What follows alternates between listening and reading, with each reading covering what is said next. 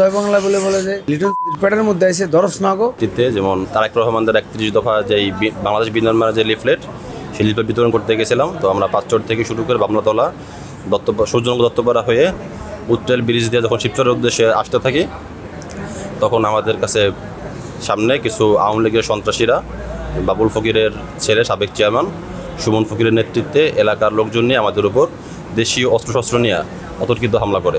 এখন পিছু থেকে একজন জয় বাংলা বলে বলে যে এনে আইসে পেটের মধ্যে আইসে, ঠিক আছে, লিটন পেটের মধ্যে আইসে দরস নাগো। কে বা কারা আইসাই আমাদের উপর অকৃত হামলা করেছে জয় বাংলা বলে হারুন ফকির নামে একজন প্রথমে আমাকে কূপ দেয়।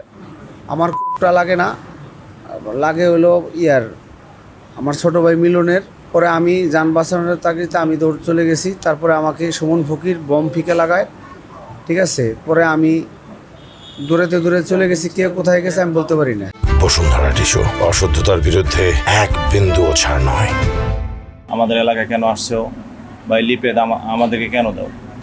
আমরা 31 দফা আদায়ের লক্ষ্যে যে কোনো মানুষকে লিপেদ দিতে পারি। বা হাতে ধারালো অস্ত্র, তারপরে লাঠি, হকি স্টিক এগুলো নিয়ে আঘাত করে। আমার এদিকে বাড়ি মারছে, এদিকে আমি রাস্তার উপরে যাওয়ার পর আমার টাইনে শেষে নিয়ে হাত পা ছুলে ফেলাইছে।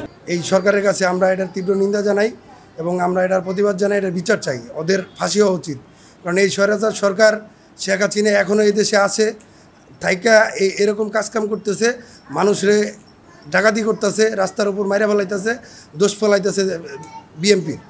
এটা আমরা বিচার চাই, এটা ওদের সঠিক বিচার হোক। হ্যাঁ, গতকালের ঘটনায় হচ্ছে বিএনপির একজন নেতা বাদী হয়ে মামলা করছে। শিবচর থানায় একটি মামলা রুজু হয়েছে, সেই মামলা নিয়ে আমরা কাজ করতেছি। আর হচ্ছে যে এখনো পর্যন্ত আমরা আসামি গ্রেপ্তার করতে পারিনি, কিন্তু আমাদের অভিযান অব্যাহত আছে।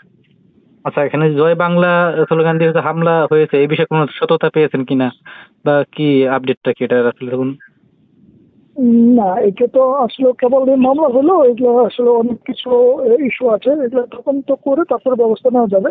তবে আমাদের কাছে যে খবরটুকু আছে সেটা হচ্ছে যে লিফলেট বিতরণকে কেন্দ্র করে মূলত ঘটনার সূত্রপাত।